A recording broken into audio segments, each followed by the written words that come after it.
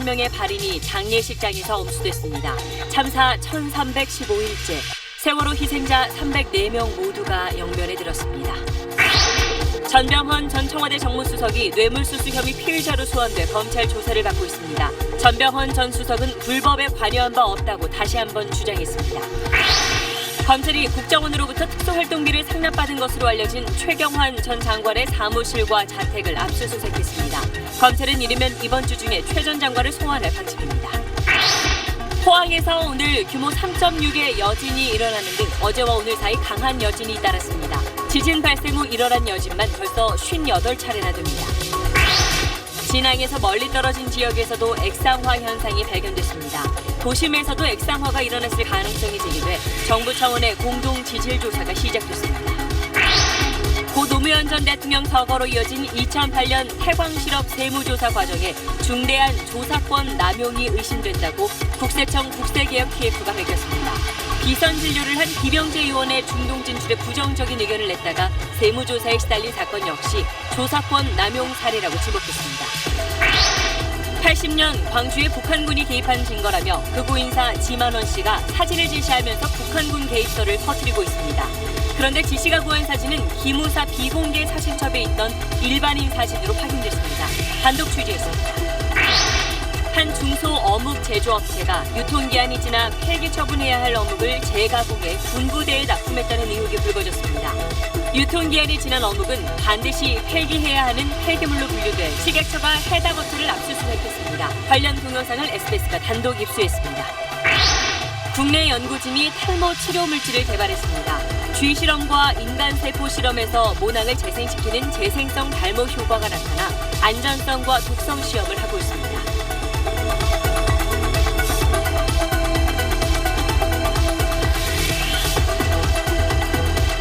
수소, 우주의 75%.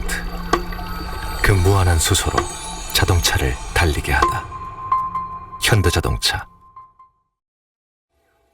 여러분 안녕하십니까. 세월호 참사가 일어난 지 1315일째인 오늘 끝내 유해를 찾지 못한 5명이 영면에 들었습니다. 단원고 양승진 선생님, 남현철 박영인 학생, 그리고 일반인 승객 권재근 권혁규 님입니다. 이렇게 세월호 희생자 304명에 대한 장례 절차는 모두 끝났습니다. 오늘 마지막을 함께한 가족들은 유해를 찾지 못해서 미안하지만 결코 잊지 않겠다고 다짐했습니다. 오늘 첫 소식 김관진 기자입니다. 세월호 미수자들의 영정과관이 장례식장에서 줄지어 나옵니다. 학생들을 구하기 위해 다시 세월호로 뛰어들었던 단원고 양승진 선생님과 운동을 좋아하던 박영인 군, 작사 작곡도 즐겨했던 남현철 군입니다. 관에는 유해 대신 쓰던 물건과 옷가지 등 유품이 담겼습니다. 가족들은 뼈 조각 하나 찾지 못했다는 현실에 안타까운 가슴을 부여잡고 오열했습니다. 정말 미안해요. 이렇게 장례를 치러줘서 진짜 미안해. 정말 미안해요. 천진아, 말 한마디도 못하고 일을 가니 엄마 가슴에 피가 내린다, 천진아. 마지막으로 단원고등학교를 찾아가 교무실과 교실을 찬찬히 둘러봤습니다. 좋은데 잘 가라. 좋은데 잘 가. 권재근 권혁규 부자는 먼저 시신으로 수습된 부인 한윤지 씨와 함께 인천 가족공원에 마련된 세월호 일반인 희생자 추모관에 봉안됐습니다. 세월호 참사 1315일째인 오늘 이들 5명을 끝으로 희생자 304명에 대한 장례 절차가 모두 끝났습니다. 그러나 희생자들의 유해를 찾기 위한 기다림만 마무리됐을 뿐 세월호 침몰 원인을 한 점 의혹 없이 밝히기 위한 모두의 기다림은 아직 진행 중입니다. SBS 김관진입니다. 세월호 참사 당시 마지막 순간까지 배에 남아서 제자들을 구조했던 고창석 선생님 아마 기억하실 겁니다. 그분의 유족들이 학생들을 위해서 조의금을 기부하기로 했습니다. 짧은 머리 모양이 고슴도치 같다고 학생들 사이에서 또치 선생님으로 불렸던 고창석 선생님의 마지막 선물입니다. 이어서 박찬근 기자입니다.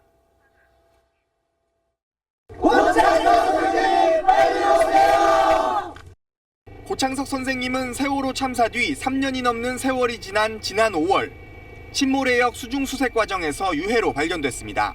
남편은 사실 어느 누구와도 대신할 수 없는 존경하고 사랑하는 사람이었고 아이들한테도 마찬가지였고요. 늘 가족과 함께하는 것을 좋아했었거든요. 세월호가 차가운 바닷속으로 가라앉는 순간에도 입고 있던 구명조끼를 벗어 아이들에게 입히고 4층 객실을 돌며 아이들에게 구명조끼를 챙겨주던 선생님이었습니다.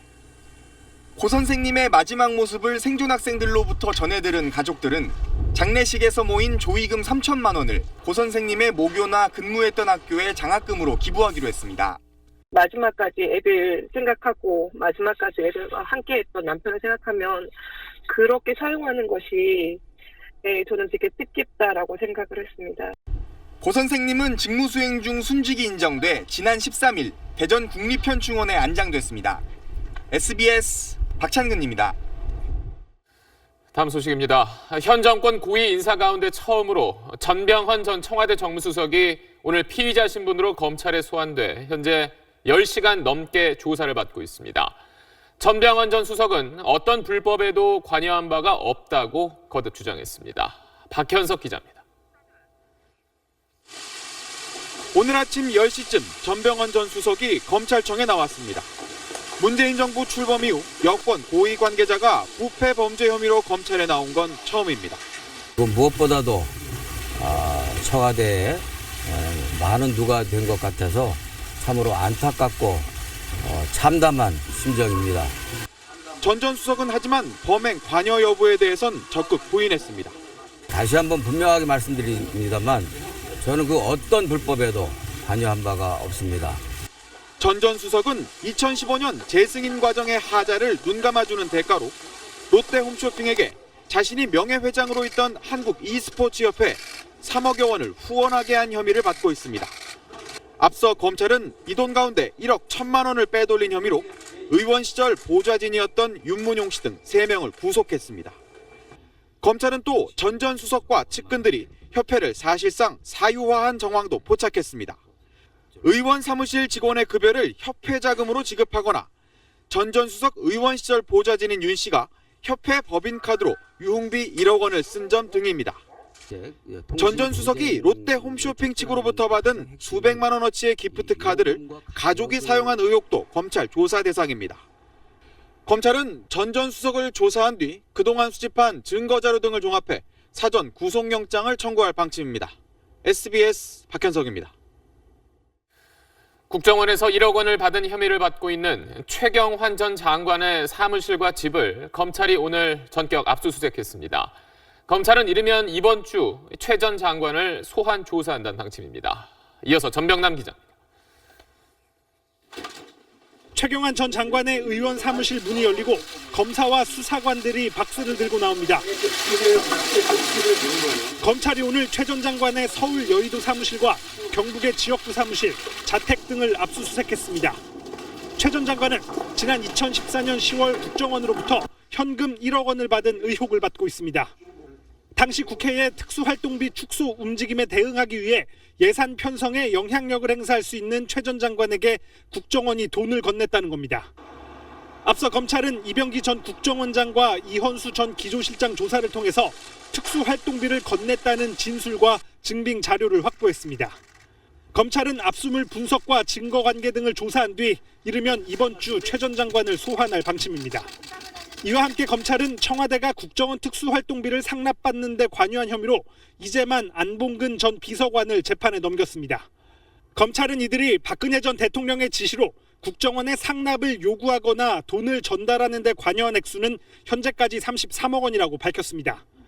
안 전 비서관은 국정원 돈 1,350만 원을 따로 받아 쓴 혐의도 추가됐습니다. 검찰은 현재 청와대 상납액을 박 전 대통령이 사적으로 썼는지 확인하고 있다며 필요하다면 최순실 씨도 조사할 계획이라고 밝혔습니다. SBS 전병남입니다.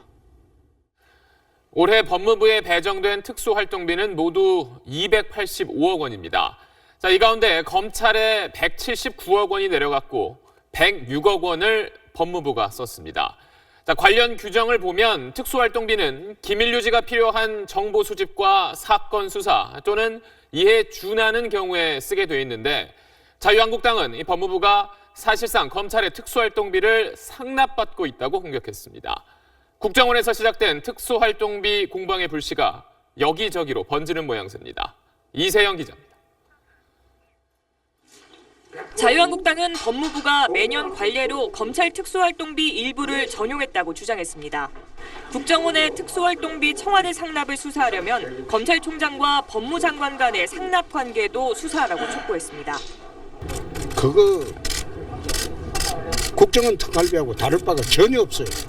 장관 총장도 같은 선상에서 수사를 받아야 되고.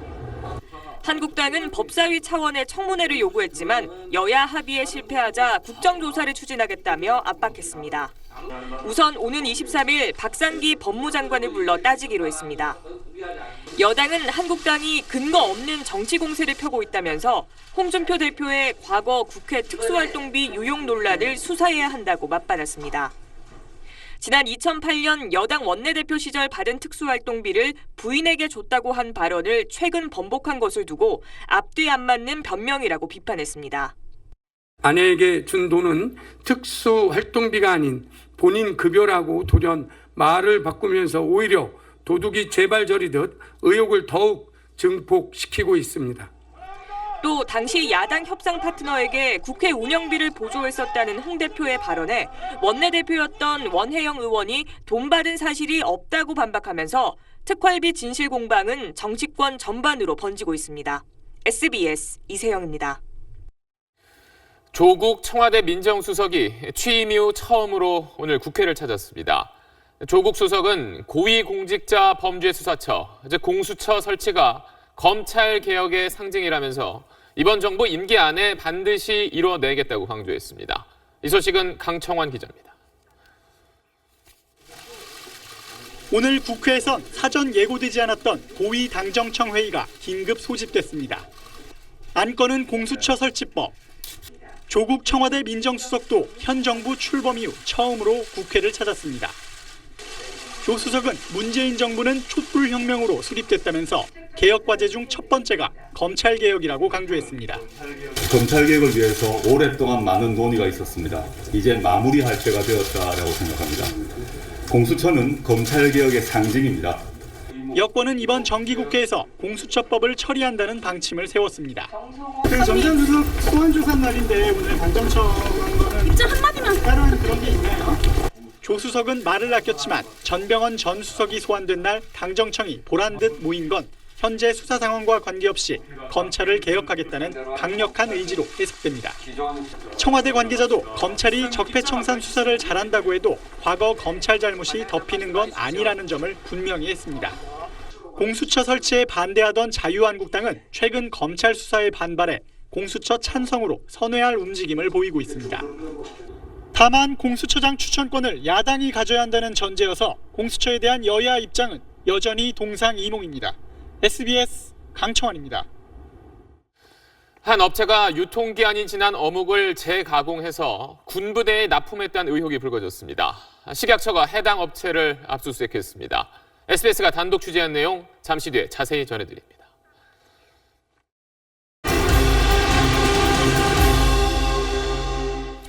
포항에서 또 강한 여진이 두 차례 발생했습니다.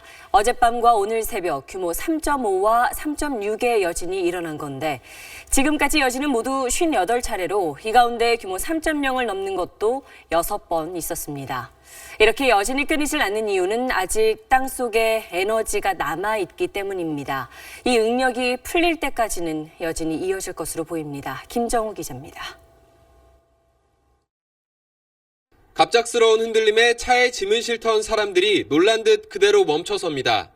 어젯밤 늦게 규모 3.5의 여진에 이어 새벽 6시 5분엔 규모 3.6의 여진이 일어났습니다. 본진 이후 두 번째로 강한 여진입니다.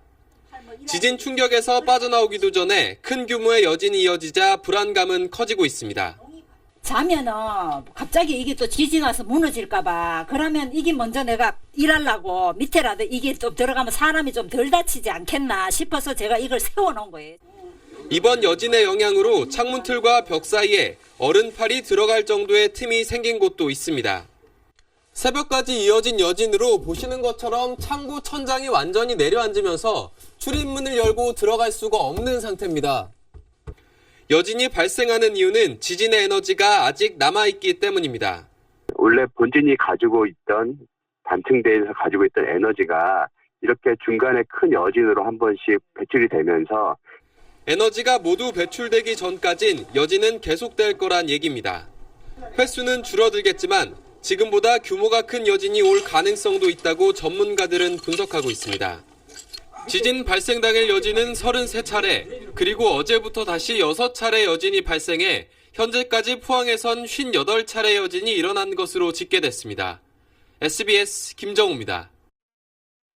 이렇게 여진이 이어지는 가운데 진앙지인 포항 북구에서 10km 넘게 떨어진 지역에서도 액상화 현상이 발견됐습니다. 아파트 밀집 지역입니다. 오늘 정부 차원의 공동 지질 조사가 시작됐습니다. 송성준 기자입니다. 포항시 남구 송림공원입니다. 솔밭 사이로 폭 1m, 길이 30m가량의 분출구가 발견됐습니다. 이곳에서도 모래가 분출됐음을 확인할 수 있습니다. 5일이 지났지만 아직 수분을 잔뜩 머금고 있습니다. 이거 누가 공사를 갖다 부었나고 이런 생각했는데 오늘 나오면 이만이 나와 있네요. 예, 되게 많이 나와 있네. 이곳 주변 아파트와 다세대 주택, 놀이터에서도 분출구와 균열이 다수 발견됐습니다. 이 지역은 진앙으로부터 10km 넘게 떨어진 곳으로 액상화 현상이 도심 지역까지 분포됐을 가능성이 클 것으로 전문가들은 보고 있습니다. 도심지에도 지하에 이 액상화를 일으킬 수 있는 모래층이 있을 가능성이 있거든요. 그런 지역에서는 액상화가 일어났겠죠. 행안부와 기상청은 합동으로 오늘부터 액상화가 일어난 지역을 중심으로 지질조사 작업에 착수했습니다. 1차 기초토양조사에서 이 일대는 모래와 점토 등이 나와 연약 지반층인 것으로 확인됐습니다. 정부 차원에서는 기존의 어떤 내진 설계나 내진 기준이라는 것들이 구조물 중심이었다면 이제는 지반에 대한 부분까지도 같이 검토하는 그런 기준이 필요하겠다고 생각합니다. 조사팀은 얼마나 넓은 지역에서 액상화 현상이 일어나는지, 구조물 안전에는 어느 정도까지 영향을 미치는지 확인하기 위해 지층 분석 작업을 확대해 나가기로 했습니다. SBS 송승준입니다. 지진 피해를 입었다고 신고된 사유시설은 6,800건 가까이 됩니다. 여진 탓에 피해는 늘고 있는데 복구를 기대하기는커녕 제대로 된 안전진단도 못 받고 있다며 불안을 호소하는 주민들이 많습니다. 노동규 기자입니다. 아파트 주차장에 물폭탄이 쏟아집니다. 지진 충격에 옥상 물탱크가 박살난 겁니다. 추운 날씨에 남은 물기는 고드름이 돼 매달렸습니다. 신고받고 나온 공무원은 겉보기에 별 이상이 없다며 안전진단 순위를 뒤로 미뤘습니다. 불안감을 안고 살아야 할 처지가 됐습니다. 불안해서 못 들어오고 친정에 가 있었는데 그리고 지금도 벽이 무너져가지고 주차하는데 차들이 손상될까 봐 공사 중이에요. 이 아파트도 집안이 엉망이 됐습니다. 하지만 재난당국은 아파트를 한번 둘러본 뒤 구조적인 문제는 없다며 돌아갔습니다. 혹시라도 무너질까 두려운 주민은 차라리 아파트에서 멀리 떨어진 강변에 잠자리를 만들었습니다. 아이고, 정말이죠. 안전하면 괜찮네 하면서 뭐 그런 말을 하더라고요. 상당히 속도 상하고 뭐. 여진이 잇따르면서 불안감은 더 커지지만 복구는 먼 얘기입니다. 노인이 많이 사는 단독주택들은 오래된 벽돌 건물이라 피해가 더 컸지만 안전검사조차 받지 못하는 실정입니다. 관심이 없는 것 같아요. 주택에 대해서는 아예 물어도 검사가 끝나야 됩니다 하고 막 아예 밀어버려요. 말을 안 하니까 뭐 환영하겠어요 정말. 부쩍이나 차가워진 날씨에 당국의 무관심까지 더해져 소외받은 이재민의 마음이 더욱 얼어붙고 있습니다. SBS 노동규입니다. 포항 지진 관련 소식은 잠시 뒤에 또 전해드립니다. 정치적 목적의 세무조사 근절을 위해 출범한 국세행정개혁 태스크포스가 세무조사권 남용 의심 사례 5건을 발표했습니다. 특히 고 노무현 전 대통령의 수사로 이어진 2008년 태광실업 세무조사에 대해선 중대한 조사권 남용이 의심된다고 밝혔습니다. 최우철 기자입니다. 이명박 정부 때인 지난 2008년 국세청은 태광실업에 대한 전방위적인 세무조사를 단행합니다. 세무조사는 박연차 게이트의 단초가 돼 고 노무현 전 대통령에 대한 검찰 조사로 이어졌고 이후 노 전 대통령은 스스로 목숨을 끊습니다. 국세행정개혁 TF는 이 조사에 문제가 있다고 판단했습니다. 세무조사가 끝나기도 전에 태광실업을 검찰에 고발하고 조사 대상 기업을 지나치게 확대해 조사하는 등 과정과 절차가 적절하지 않았다는 겁니다. 국세행정 TF는 2015년 박근혜 전 대통령의 비선의사 김영재 의원의 중동 진출에 부정적인 의견을 낸 컨설팅 업체 대표 이현주 씨 일가에 대한 세무조사도 조사권 남용 사례라고 지목했습니다. 청와대 핵심 인사들이 모함을 이제 수년간 한 것 같은데 그 모함의 내용과 저희 세무조사 제보 내용이 맥을 같이 한다는 거죠. TF는 또 촛불 시위에 참여했던 방송인 김재동 씨 소속사에 대한 세무조사 등 모두 5건에서 조사권 남용이 의심된다고 밝혔습니다. 하지만 개혁 TF는 관련 법규상 세무조사 자료에 직접적으로 접근하는 게 어려웠다며 실체적인 진실 규명엔 한계가 있었다고 밝혔습니다. 제도적으로 방지가 가능하다고 생각합니다. 미국이라든지 유럽 같은 데에서는 정치 기관으로부터의 그 탈세 제보를 근거로 한 세무조사는 위법이라고 되어 있습니다. TF는 조사권 남용 관련자에 대한 적법 조치와 함께 강력한 재발 방지 대책을 마련할 것을 국세청장에게 권고했습니다. SBS 최우철입니다. 5.18 민주화 운동에 관한 SBS의 연속 보도. 오늘은 80년 광주에 북한군이 개입했던 증거라며 극우 인사 지만원 씨가 제시했던 이 사진들에 관한 내용입니다. 지만원 씨는 사진 속 시민을 북한 특수군, 이른바 광수라고 주장했는데 SBS는 사진 속 인물들이 우리 국민들이란 걸 밝혀낸 바 있습니다.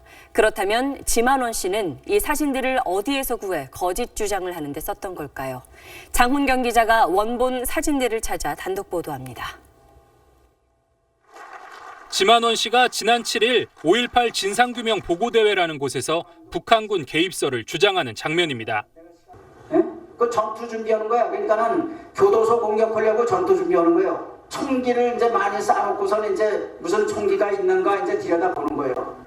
국방부가 공식 부인했고 5.18 단체와 시민들이 낸 관련 소송에서 잇따라 지면서도 지만원 씨는 북한군 개입설을 여전히 주장하고 있고 극우 사이트는 이걸 퍼뜨리고 있습니다. 그런데 SBS가 기무사 비공개 사진첩을 입수해 확인해 보니 지 씨가 공개한 사진들이 포함돼 있었습니다. 교도소 공격 준비 장면이란 사진은 시민군이 총탄을 점검하는 장면으로 기무사가 설명을 달았고 총기를 쌓아놓은 사진은 설명은 없지만 총기를 반환하기 위해 모았을 때 상황으로 보입니다. 5.18 자료를 수집 분석해온 전문가들은 처음 보는 사진들이라고 말합니다. 네, 처음 본 것 같은데.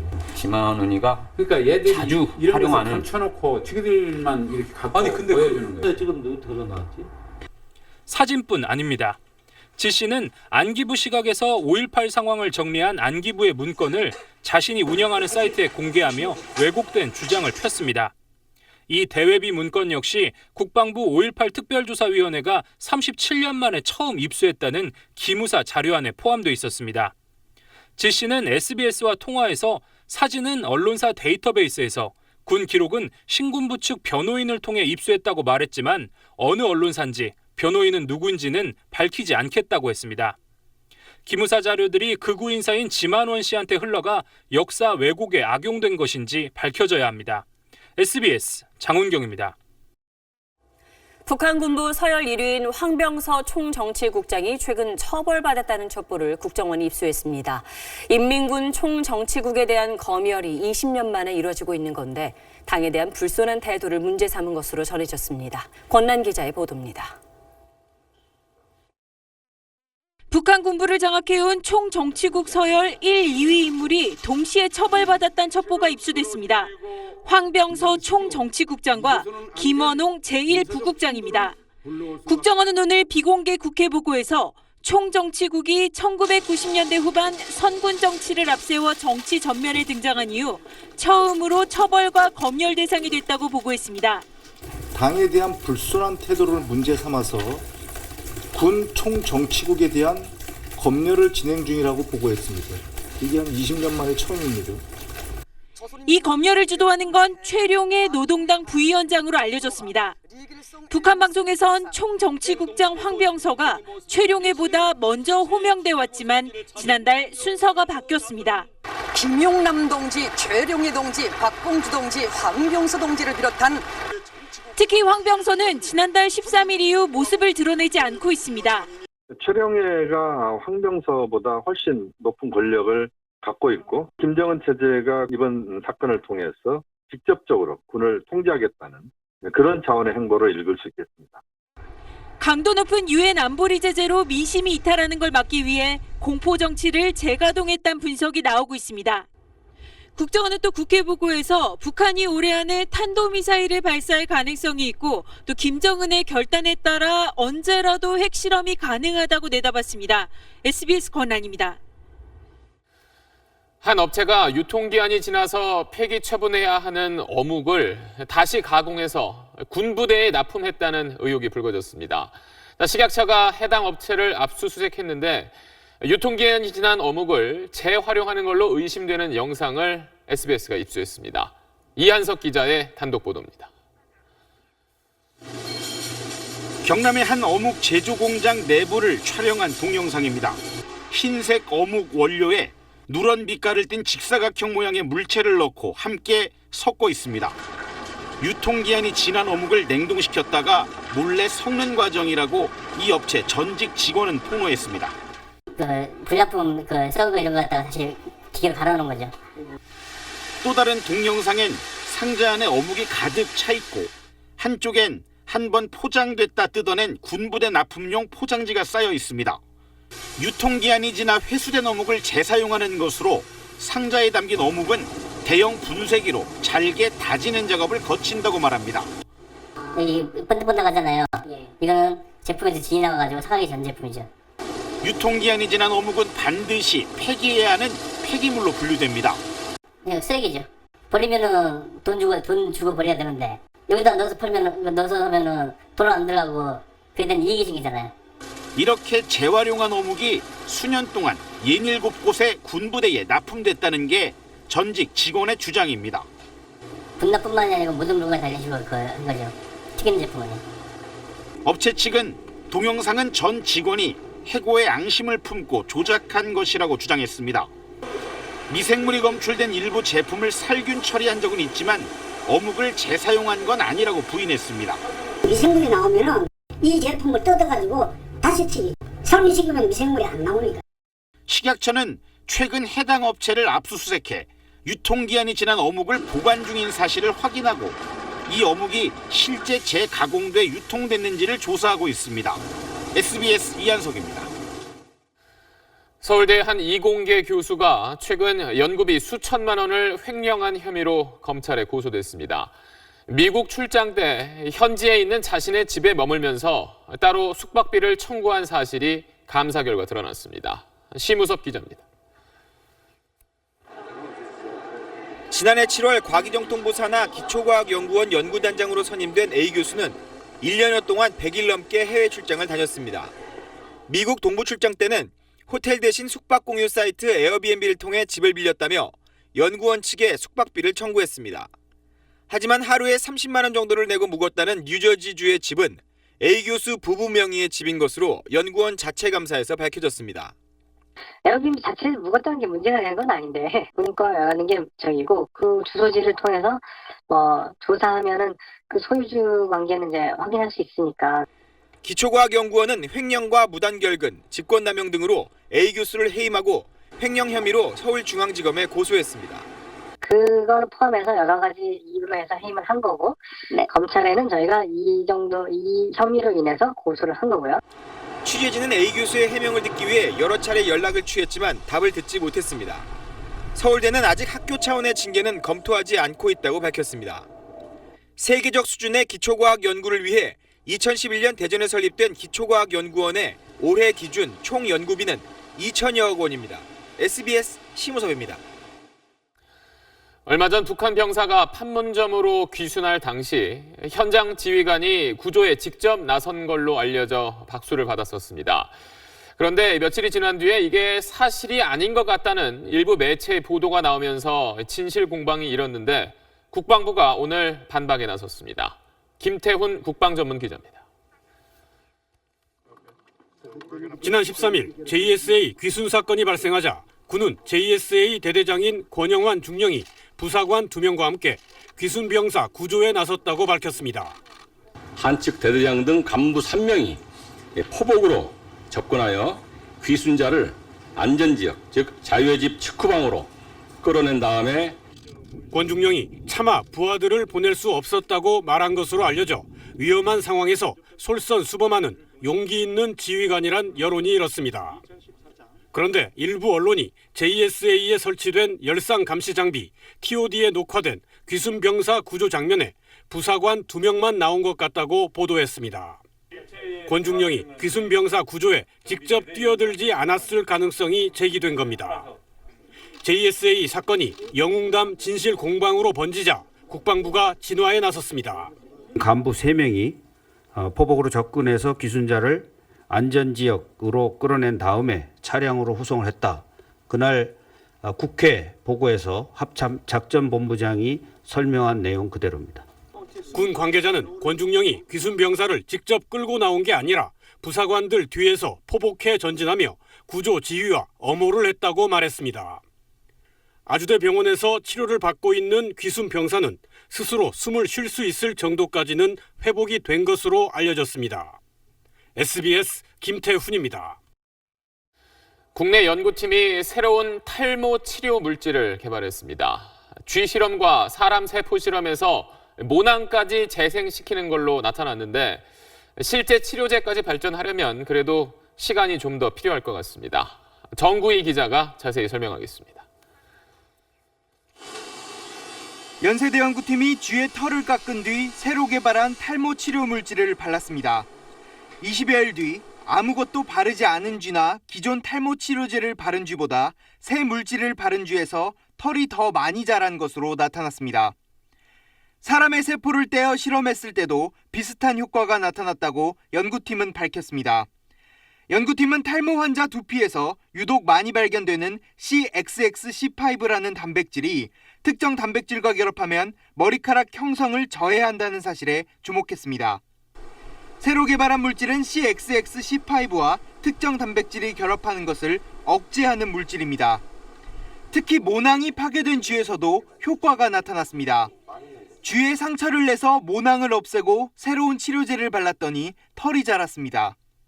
일반 발모가 아니라 재생성 모발 형성을 시키는 그러한 약에 대한 연구를 지금 수행하고 일부 성공한 결과입니다. 하지만 사람이 쓸 수 있는 치료제까지 발전하려면 아직 넘어야 할 산이 많습니다. 실험적으로는 할 수 있는데 그게 임상적으로 인상이라는 사람한테 정말 써서 돼야 되는데 그게 쉽지는 않은 거죠. 정부 지원을 받고 있는 연구팀은 임상시험에 앞서 동물을 대상으로 물질의 안전성과 독성 실험을 하고 있습니다. SBS 정구희입니다. 네, 요즘은 본격적인 김장철에 접어들었는데 일부 농가에서 잘 익은 배추와 무를 갈아엎고 있습니다. 배추와 무 가격이 크게 떨어져서 그런 건데 농민들의 마음은 타들어갑니다. 곽상은 기자가 그 현장을 취재했습니다. 전북 고창의 한 채소밭. 탐스럽게 자란 배추가 트랙터의 칼날에 잘게 부서져 바닥으로 흩어집니다. 푸른 무밭도 순식간에 쑥대밭으로 변해버립니다. 최근 배추와 무 가격이 크게 떨어지면서 수확 운송비를 더해 내다 파느니 폐기하는 편이 낫다는 생각에 농민들이 밭을 갈아엎고 있는 겁니다. 마음 아픈 것은 이루 말할 수 없어요. 제 마음뿐만이 아니고 농가 전체가 마찬가지일 겁니다. 이달 배추 평균 도매 가격은 10kg당 4,500원 선. 지난해 이맘때와 비교해 절반 가까이로 뚝 떨어졌습니다. 가을 배추를 심는 9월 초 배추값이 고공행진을 하며 재배 면적이 지난해보다 20%나 늘어난 데다 가을 내내 날씨가 좋아 작황이 좋아진 게 주 원인입니다. 무 사정도 비슷합니다. 농산물이라는 게 한 5%만 늘어도 가격이 많이 좀 하락되는 그런 요인이 됩니다. 당국은 중앙정부와 지자체, 농협과 농민이 함께 자금을 조성해 올해처럼 가격이 급락할 때 원가 이상을 보장해주는 채소가격 안정제 사업을 확대해 농민 피해를 줄인다는 방침입니다. 농민들은 작물을 심을 때부터 당국이 수급 전망과 함께 적절한 정보를 제공해 줄 필요가 있다고 입을 모읍니다. SBS 곽상은입니다. 미국 대통령이 핵전쟁을 시작할 수 있는 권한을 놓고 논란이 다시 뜨겁습니다. 충동적 기질을 가진 트럼프 대통령이 섣부른 판단을 할 경우엔 큰 재앙을 불러올 수도 있다는 우려가 깔려 있습니다. 워싱턴 정하석 특파원입니다. 미국의 핵무기를 관장하는 미군 전략사령관이 대통령의 불법적인 핵공격 명령은 당연히 거부하겠다는 입장을 밝혔습니다. I'm going to say, Mr. President, it's illegal. And guess what he's going to do? He's going to say what would be legal. And we'll come up with options. 그러나 미국의 핵무기 발사 권한은 온전히 대통령에게 있습니다. 핵공격 명령에 불복하는 참모의 경우 해임하면 그뿐입니다. 트럼프 대통령의 충동적 기질과 맞물려 최소한 핵 선제 공격에 대해서만이라도 대통령의 권한을 제한해야 한다는 목소리가 커졌습니다. This is a president who is a clear and present danger to the American people. 실제로 미 의회에는 민주당 주도로 의회의 선전포고 전에는 대통령이 핵 선제 공격에 나설 수 없도록 하는 법안이 발의돼 있습니다. 그러나 공화당이 지배하는 의회에서 통과될 가능성은 낮습니다. Since the dawn of the nuclear age, we've recognized the practical reality that the president has to hold in his hands the sole decision to use our nuclear weapons. 논란의 핵심은 결국 트럼프에게 핵 버튼을 맡기기가 불안하다는 건데 이는 정치적 선호와 연결되는 문제라 절충점을 찾기가 어렵습니다. 워싱턴에서 SBS 정하석입니다. 일주일 연기된 대입 수학능력 시험이 이제 사흘 앞으로 다가왔습니다. 정부는 여러 가능성을 놓고 대응 방안을 발표했습니다. 일단 포항 수험생들은 포항에서 시험을 보되 수능 당일 입실 전에 또 지진이 나면 포항 밖으로 이동해 시험을 치르도록 하겠다고 밝혔습니다. 한상우 기자입니다. 지진이 난 포항 북구의 고사장 상당수는 건물에 금이 갔습니다. 정부는 안전진단 결과 구조적인 위험이 없어 포항 수험생들이 대구 등 다른 지역으로 가지 않고 포항에서 그대로 수능 시험을 치른다고 밝혔습니다. 다만 심리적 불안감을 고려해 진앙에서 가까운 고사장 4곳은 피해가 작은 포항 남부로 옮기기로 했습니다. 대다수 학생이 포항에서 시험을 보기를 희망하고 있다는 점, 대규모 이동에 따른 안전사고 발생 우려 등 여러 가능성도 종합적으로 고려하였습니다. 여진 대응 방안도 발표했습니다. 수능 당일 입실 마감 시간인 8시 10분 이전에 강한 여진이 발생하면 영천 등 포항 밖에 준비된 12개 예비고사장에서 시험을 치릅니다. 긴급 이동을 위해서 고사장에 버스를 대기시켜 놓기로 했습니다. 시험 중에 지진이 발생하면 현장 감독관의 결정에 따라서 시험 중지, 대피, 재개 순으로 진행합니다. 시험 재개 여부는 현장에 있는 학교장이 결정합니다. 기상청에서 온 진도는 시험을 계속 치를 거냐 중단할 거냐 하는 판단 자료로 상당히 유용하게 사용이 될 겁니다. 정부는 만에 하나 포항 지역에서 지진으로 시험이 완전 중단되더라도 전국적인 재시험은 없다면서 시험을 보지 못한 수험생을 대상으로 별도의 대책을 마련하고 있다고 밝혔습니다. SBS 한상우입니다. 포항 지역 학생들은 지진에 따른 휴교 사태 이후 오늘 처음으로 등교했습니다. 지진의 흔적이 남아있는 교실에서 학생들은 서로의 안부를 물었습니다. 김기태 기자입니다. 교복을 입은 학생들이 학교 안으로 들어갑니다. 학교 곳곳이 금간 모습에 눈을 떼지 못합니다. 지진 발생 이후 닷새 만에 만난 친구들의 안부도 궁금합니다. 만나자마자 그냥 바로 지진 난 첫날에 뭐 있냐고, 니네 어디 있었냐고 계속 물어보고. 지진의 흔적이 남은 교실에서 재개된 수업. 안녕하세요. 예, 반갑습니다. 자, 여러분 집에 지진 피해가 없었습니까? 수능 시험 장소가 바뀌게 된 고3 학생들은 걱정이 큽니다. 고사장 또 다른 지역 가고 싶은 사람도 조사하고 그러는데요. 솔직히 다른 지역 가면 그 지역 가서 또 적응도 해야 될 것 같은데. 걱정스러운 마음에 학교까지 동행한 초등학생 학부모들은 아이가 학교에 들어간 뒤에도 자리를 쉽게 뜨질 못합니다. 급식소가 다 이렇게 많이 이제 무너지고 그래서 도시락을 싸오라고 하시더라고요. 그래서 이제 아침에 또 부랴부랴 도시락 챙겨서 보내고. 환호여중 등 건물 균열이 심한 학교와 유치원 등 29곳은 오늘 휴교했고 대흥중학교 등 7곳은 금요일까지 휴교할 방침입니다. 건물이 매우 심하게 파손된 흥해초등학교와 병설 유치원은 폐쇄가 결정됐습니다. 이 학교 학생 469명은 학교 건물이 복구될 때까지 인근의 다른 2개 학교에서 수업받게 됩니다. SBS 김기태입니다. 정부가 오늘 포항시를 특별재난지역으로 선포했습니다. 피해 지역 주민에게는 난방비와 통신요금 감면 혜택도 주어집니다. 포항 대피소에 나가 있는 취재기자 연결합니다. 한승환 기자. 네, 포항 흥해공업고등학교 대피소에 나와 있습니다. 네, 재난지역 선포가 상당히 신속하게 이루어진 거죠? 네, 그렇습니다. 오늘로 포항 지진 발생 엿새째입니다. 지난해 경주 지진 때 열흘 만에 특별 재난지역으로 지정된 것과 비교해보면 나흘 더 빨리 결정이 난 겁니다.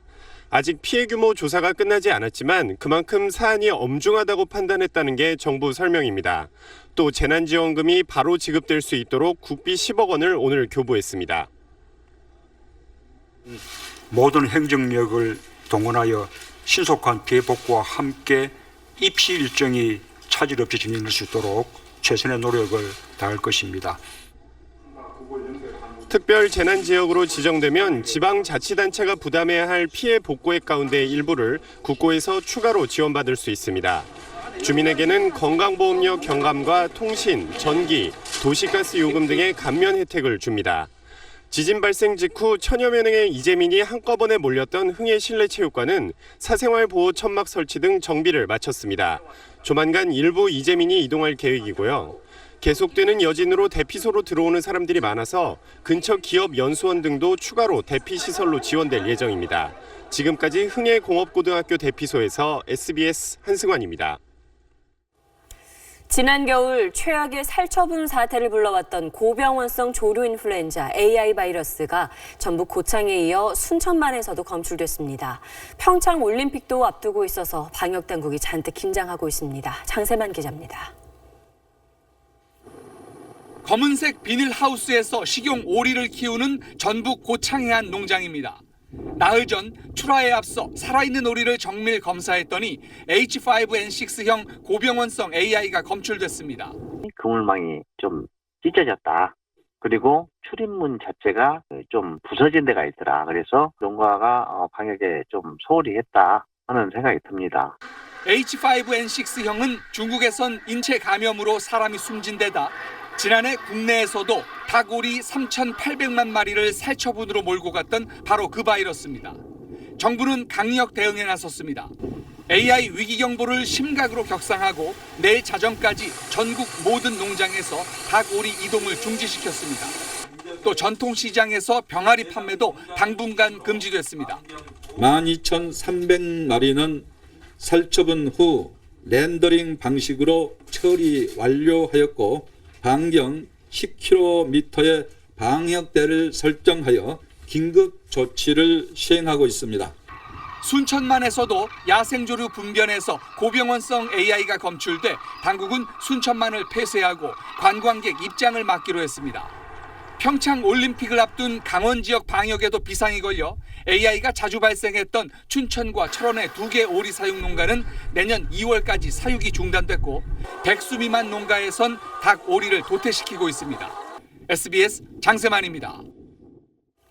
SBS를 비롯한 지상파 3사가 LG전자와 손잡고 양방향 지상파 UHD 방송을 본격 시작합니다. UHD 방송을 직접 수신할 수 있는 안테나도 무료 제공됩니다. 김수영 기자가 보도합니다. 지상파 방송 3사가 LG전자와 손잡고 처음 선보인 양방향 방송 서비스 TV바입니다. UHD TV에 직접 수신 안테나와 인터넷을 연결하면 지상파 방송은 물론 유료 방송 50여 채널의 실시간 방송과 다시 보기까지 모두 볼 수 있습니다. 평창 동계올림픽 기간에는 주요 경기를 UHD로 볼 수 있고 모든 경기의 다시 보기도 제공됩니다. LG전자는 내년 3월 말까지 UHD TV를 사는 모든 고객에게 지상파 UHD 방송 수신 안테나를 무료 설치해 주기로 했습니다. 안테나를 저희가 무상으로 설치도 해드리고 그래서 지상파를 안테나를 통해서 처음으로 4K를 즐길 수 있게끔 하는 게 기본 혜택이고요. 지상파 잠사는 LG UHD TV 구매 고객에게 TV바 서비스 3개월 무료 이용권을 제공합니다. 방송사가 가지고 있는 메타데이터를 이용해서 개인에 적합한 콘텐츠를 직접 추천할 수도 있고요. 다음 올림픽 경기와 같은 방송사가 권리를 갖고 있는 특별 콘텐츠를 VOD나 다시 보기, 클립 등으로 언제든 즐길 수 있게 됩니다. 지상파 잠사는 하나의 주파수를 통해 UHD 방송은 물론 모바일용 HD 방송도 송출하는 실험에 성공했습니다. 고속으로 움직이는 차량에서도 고화질 방송을 데이터 소비 없이 선명하고 끊김없이 볼 수 있게 될 것으로 기대됩니다.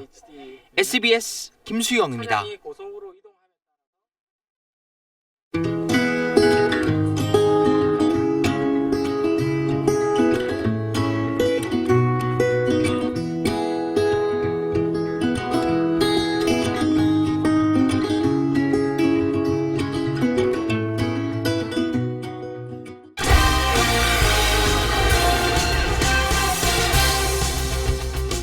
프로축구 전북의 이재성 선수가 올 시즌 K리그 MVP로 뽑혔습니다.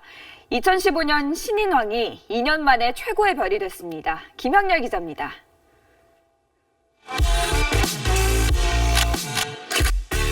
말끔하게 정장을 차려입은 K리그의 별 가운데 이재성이 가장 빛났습니다. 최우수 선수상 전북 현대 이재성은 기자단 투표에서 절반이 넘는 지지를 받아 수원 조나탄을 20표 차로 제쳤습니다. 좋아하는 축구를 하면서 이렇게 많은 성원과 사랑을 받는 것에 대해서 너무나 감사하고 행복한 선수인 것 같습니다. 이재성은 다리가 심하게 휘어진 이른바 오다리의 약점을 피나는 훈련으로 극복하며 2015년 신인왕을 차지한 데 이어 2년 만에 최고 자리에 올랐습니다. 부상 때문에 뒤늦게 시즌을 시작했지만 8골에 10개의 도움을 기록하며 전북의 우승을 이끌었습니다. 특히 지난달 우승을 확정짓는 결승골을 비롯해 시즌 막판 뛰어난 활약으로 올 시즌 득점왕 조나탄을 제치고 명예를 안았습니다. 지금 다 이렇다고 절대 생각하지 않고요. 초심을 잃지 않고 또 훈련하고 또 경기에 임하도록 노력하겠습니다. 최강희 감독이 감독상, 김민재가 신인상을 받았고 전북 선수 5명이 베스트 11에 뽑히며 2017년 프로축구는 전북 잔치로 막을 내렸습니다. SBS 김영렬입니다.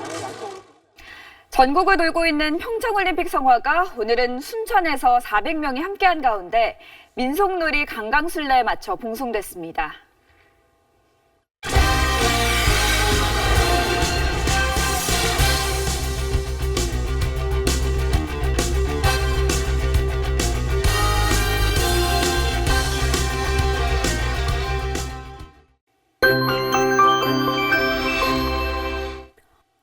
오늘 첫눈은 아니었지만 더 많은 분들이 보셨을 텐데요. 이렇게 서울을 비롯한 중부지방 곳곳으로는 한때 눈이 날렸습니다.